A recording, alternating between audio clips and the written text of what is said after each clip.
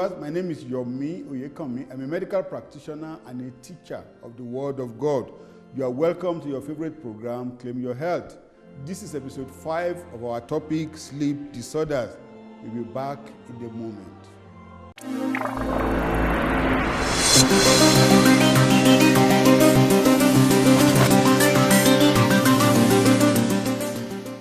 Welcome back. We are on our topic, sleep disorder, and the program is Claim Your Health. I said this is episode 5, and for the past 4 episodes, a lot has gone by. I'm going to just give you a quick recap before we move on today.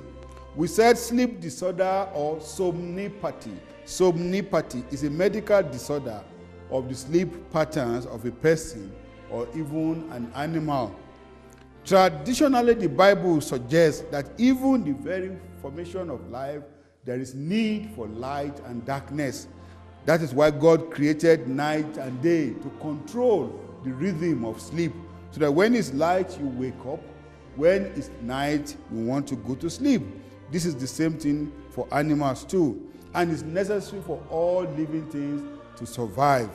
So, today we know that light and darkness is seriously necessary for our wakefulness or going to sleep, and for us to be mentally balanced, because there are disorders of sleep. Sleep is simply a gift from God. Sleep is simply a gift from God. He provides us as much because He loved us, so that we may be mentally balanced. Psalm 127 verse 2. Psalm 127 verse 2. It says, "It is vain for you to rise up early, to sit up late, and to eat the bread of sorrow, for He giveth His beloved sleep." What that is saying indirectly is that unless you have the peace of God in your heart, sleep may not come. And the fact that you stay awake all night does not mean that you may be better off in the morning. That the peace of God is important for a good sleep and for a good social well-being. It's not the amount of time you slept, you keep awake at night that makes the difference. Some sleep disorders are serious enough to interfere with physical, mental, social, and emotional functioning. And we said that the average person sleeps between 7 to 8 hours. An average adult should sleep 7 to 8 hours per work night. And if it is less than that, it will result in what we call sleep debt. Sleep debt. What does that mean as we defined it? If, for example, somebody is to sleep for 7 hours per night and he sleeps only 5 hours, then he's owing sleep of 2 hours. And we said that sleep debt is cumulative, meaning that if you sleep for 5 hours today, you owe 2 hours. If tomorrow you sleep 5 hours again, you still owe 2 hours. And we said that this is a debt that people pay. Well, we said that on many occasions, that it's a debt that will be paid back whether you like it or not. And we gave example of those who sleep on the steering and killing many people in that manner. So you find people who don't owe now paying. May we not die people's debt in Jesus' name. Now we said it is in the same manner, less sleep is not good for you, so is excessive sleep. We said that excessive sleep is not good for you. You may not even sleep for too much unnecessarily. 7 to 8 hours on the average, that should do. Individuals who sleep for 9 hours and more per day, we said have 21% more chances to develop obesity in the next 6-year period. And that will be the precursor of a lot of medical conditions, which we have discussed extensively in the earlier program. Proverbs 19:15 and 16 says, "Slothfulness casteth into a deep sleep, and an idle soul shall suffer hunger." But look at what verse 16 says. It said, "He that keepeth the commandment keepeth his own soul, but he that despiseth his way shall die." It does not mean necessarily physical death. There is social death, there is spiritual death, there is health death. It's of no use to be alive when you are not functioning, when illness has bedridden that person. This is what we are saying, that he that keepeth the commandment keepeth his own soul. If you follow the instruction and the prescription of the Lord, you are keeping your soul, your physical body, and your mental status. We discussed also the stages of sleep. I said there are 2 main components of sleep. We have the rapid eye movement, otherwise known as the REM, rapid eye movement sleep, And we have the non-rapid eye movement sleep.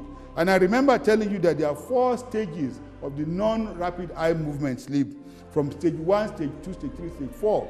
And we enumerated each one of them. Then when you move to stage 5, that is the rapid eye movement itself.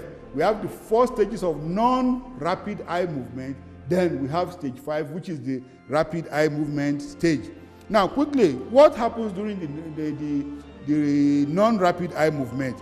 The breathing goes down, the heart rate goes down, the blood pressure drops, the brain activities at a very low level so that you can relax. But let's look at it in a more detailed manner.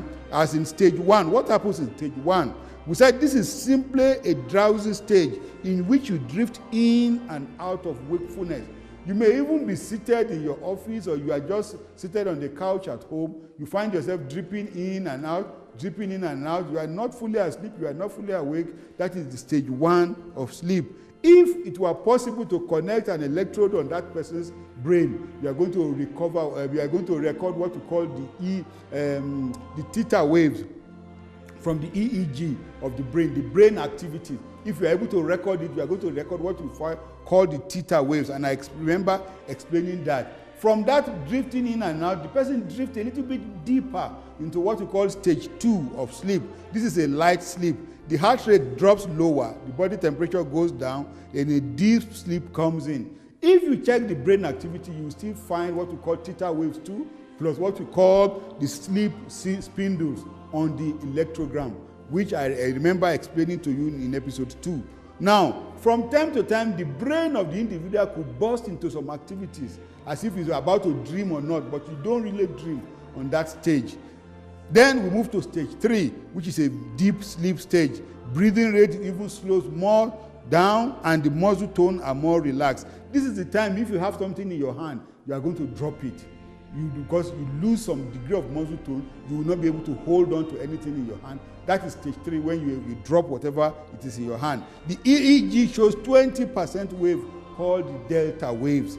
Delta wave. And at this stage, it's regenerative, it's restorative, and the body starts repairing itself because there is release of what we call the growth hormone. I remember again telling you this in details. I'm just trying to put a bridge between what we have been discussing and where we are going today. So from there, you are going to, at this stage, it's called the Jonah sleep. It's very difficult to wake up people up at this time. You sleep deep, you don't dream, you are really enjoying yourself, the body is fully relaxed, and the body is repairing itself. This was referred to as Jonah's sleep, and I gave it to you in Jonah chapter 1, verses 5 and 6. Jonah chapter 1, verses 5 and 6. Then you move into stage 4 of sleep, the deepest level of sleep, and it's the most restorative and refreshing stage of sleep. This stage is reached approximately about 1 hour after you are falling asleep, and it's by far the most important stage of sleep. The Hebrew call it radum. I remember telling you that radum, the Hebrew referred to it as radum, and that's why I'm going to show you, because it's important to note this. Radum, that stage 4 is called radum in Hebrew, and is a divinely induced sleep. Divinely induced sleep. That is the Adam's sleep. That was the kind of sleep Adam underwent when God was taking out his rib to create woman. Praise the living Jesus. So radum, a divinely imposed sleep. The next stage now, which is stage 5, is the REM sleep. This is where we stopped in episode 4. Now, moving to episode 5.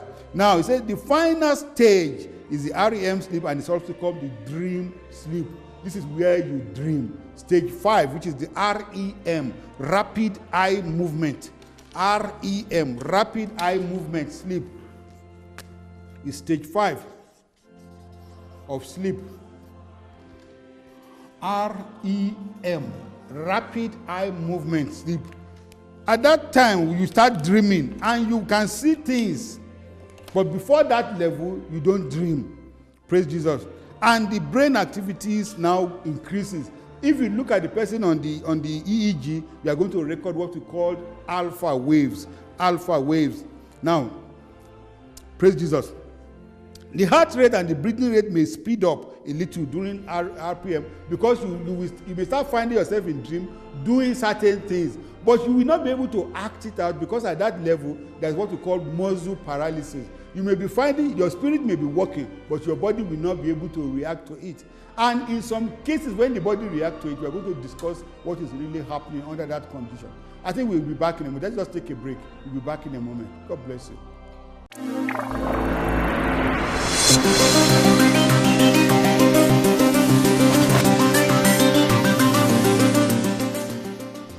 Welcome back. We are talking about sleep disorder. This is episode 5. Before we went on break, I was talking to you about REM, the rapid eye movement sleep, which is the stage 5 of sleep, and that this is the dream sleep. In Hebrew refer to it as tadima. And I'm giving you this name because there's a reason to that. Tadima. What does that mean? Praise Jesus. Now, tadima is stage 5 of sleep, the rapid eye movement sleep, and it's a special type of sleep that there is a flow of thoughts. There is a flow of thoughts in the brain of the individual that it can vividly be transported to a place and he will start seeing things. Such people can even experience terror. They can have nightmares at that level, apart from just dreams. They have night terrors. This is probably what happened to Abraham in Genesis chapter 15, verses 12 to 13. Genesis 15, verses 12 to 13. Look at what it says. It said, "And when the sun was going down, a deep sleep fell upon Abraham, and lo, an horror of a great darkness fell upon him." Because now he could dream. He would start seeing things even though he was sleeping. That was when he said that is what the Hebrew referred to as tadima. Now, verse 30 said, "And he said unto Abraham," that is God now talking to him, "Know of surety that thy seed shall be a stranger in a land that is not theirs. And shall they serve them, and they shall afflict them 400 years. What more of a terror night kind of dream can that be? What more of a nightmare can that be when the Lord tells a man that your siblings, your children shall be in slavery for 400 years? May that not be our portion in Jesus' name. So the Hebrew referred to it as a kind of dream of terror, dream of nightmares, very bad dreams. And when you see very frightening things, they refer to it as tadima. And that is what Abraham went through when God showed him the vision of what will happen in Egypt.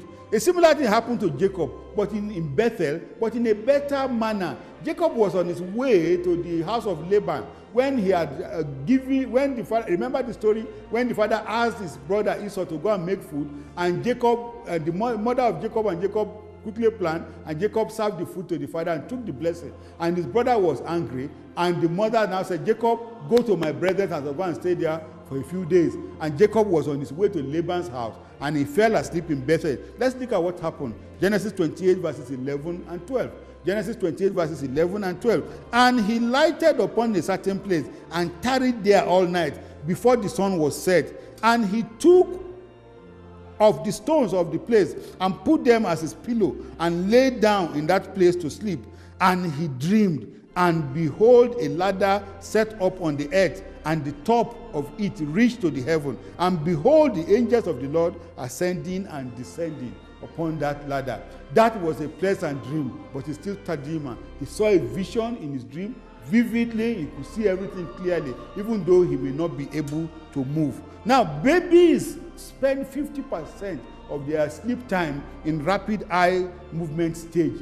Babies really stay there longer, but adults do not only spend about 20% of their time in rapid eye movement sleep. But babies stay there a lot. That's why you see a lot of babies, while they are sleeping, they are smiling. It's because they could see things even though they are sleeping. They may even be crying. Some may even look terrified even in their dream, and you think something is happening. There's nothing going on. They are just having some night terrors or pleasant dreams that is making them respond in that manner.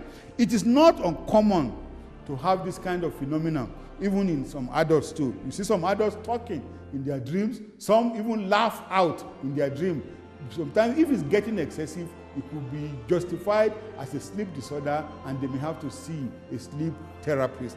Praise the living Jesus. Now we are moving into the sleep disorders proper. You have laid foundation, you have defined what sleep is. Now we are going to move into sleep disorders. There are two categories of sleep disorder. We have what we call dysomnia and parasomnia.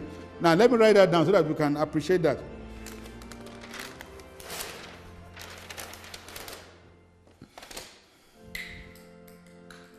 We have dysomnias,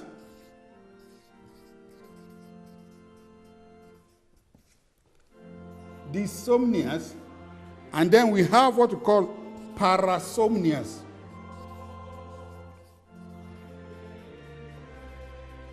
These are the two categories of sleep disorders, and we are going to just identify what they are really just now.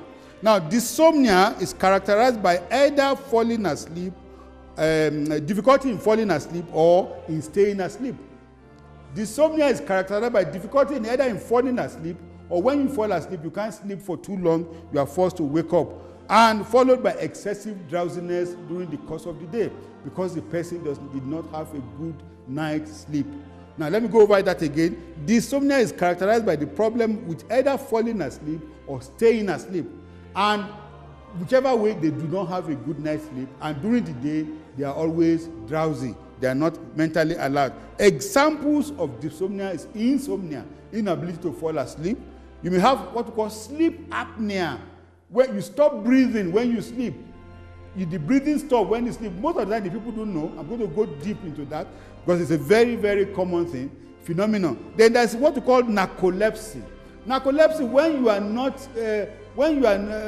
are not able to stay awake during the course of the day. Everywhere you are, you fall asleep. Once you stay quiet for a while, you fall asleep. Some people even fall asleep even in a meeting. And you'll be wondering, is there a problem? Didn't you sleep last night? No, I slept well. But they can't stay awake during the day. Then we have catalepsy. Catalepsy. Suddenly, they lose all the muscle tone and they go sleeping, even where they are standing. Some people want to open the doors of their house. Maybe they took out their key and they want to open the door and they stay there for a moment. Some of them may fall down. But it's very, very brief. Because most of the time, before they fall down, they wake up too. Very brief, maybe 5-10 seconds, they fall asleep. And then they wake up quickly. It's called catalepsy. They lose all the muscle tone. There's what we call the restless leg syndrome. Restless leg syndrome. When people are asleep, you see them, their legs will be moving as if they are walking. Their limbs will be moving as if they are walking. You'll be wondering, what is he awake or is he not awake? Why is he moving? And they cannot remember anything. Some of them, they will even raise their leg up and be doing as if they are cycling. As if they are cycling. But even though they are sleeping. Then there's some people who call it periodic limb movement. Sometimes they may just move one limb in their sleep, or they may move the other in their sleep. You don't know what is going on. And if you ask them as if they know what they are doing, they will tell you they didn't do such a thing, and they were enjoying their sleep. There are so many others. So then under the parasomnia, we have night terrors, we have nightmares. We are going to take a few of them and discuss into details as we go along. You can have sleepwalking under parasomnia. Some people will stand up from their bed, go to the fridge, open the fridge, have a drink, put it back, and go back to sleep. And if you ask them the following morning, who did this? They say, no, it wasn't me. Some people will go out, dress up, walk on the street, take a distance, and they may even walk back to their bed and sleep again. They find that they are fully dressed in the morning. And you'll be wondering, where did you go last night? I said, no, I was here. I didn't go anywhere. We call that sleepwalking. There's sleep talking. I mentioned that to sleep talking. They go into a dialogue even in their sleep. There's something we call bruxism. Bruxism. This is more commoner than you may think. Bruxism is grinding of teeth. They chew their teeth. They chew their teeth in their sleep. They chew their teeth in their sleep. And when the dentist examine, many people, they find out at the dentist that they have bruxism.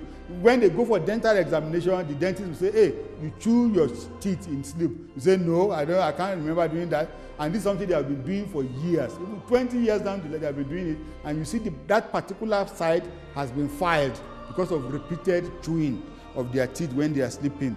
So there are many other disorders under these two categories. We'll pick a little bit of them and we'll discuss it as we go along. Now let's start with insomnia. Insomnia, that is the commonest one. I'm sure everybody have had that. Insomnia, inability to fall asleep or stay asleep as long as desired. Difficulty in falling asleep or staying asleep as long as desired. It is the far commonest sleep disorder. And there are two main categories under insomnia. Let's just write that down for those who may not want to know who may want to know this spelling. Insomnia. Insomnia, inability to fall asleep or to stay asleep. Insomnia. And they said there is primary insomnia and the secondary insomnia. We're going to break that into two when we come back just now. Stay where you are. I'll be back in a moment. God bless you.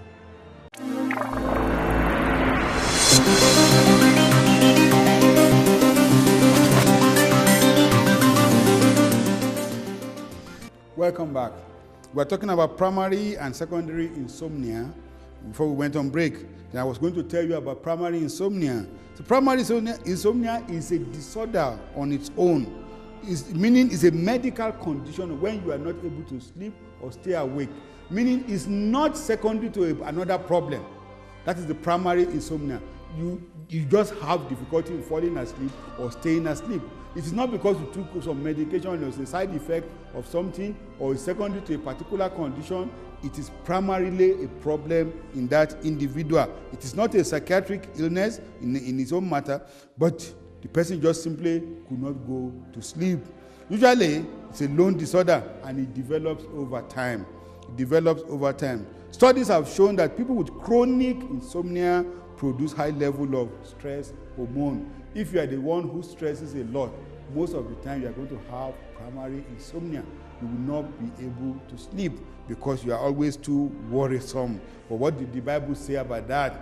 What did the Bible say about it? It's a crime not to have faith. It's a sin not to have faith, not to trust in God. Usually, such people are dealt with by behavioral technique, sleep hygiene technique, and relaxation technique with nutritional supplement. They are prescribed certain diet that makes them relax at night and they'll be able to sleep.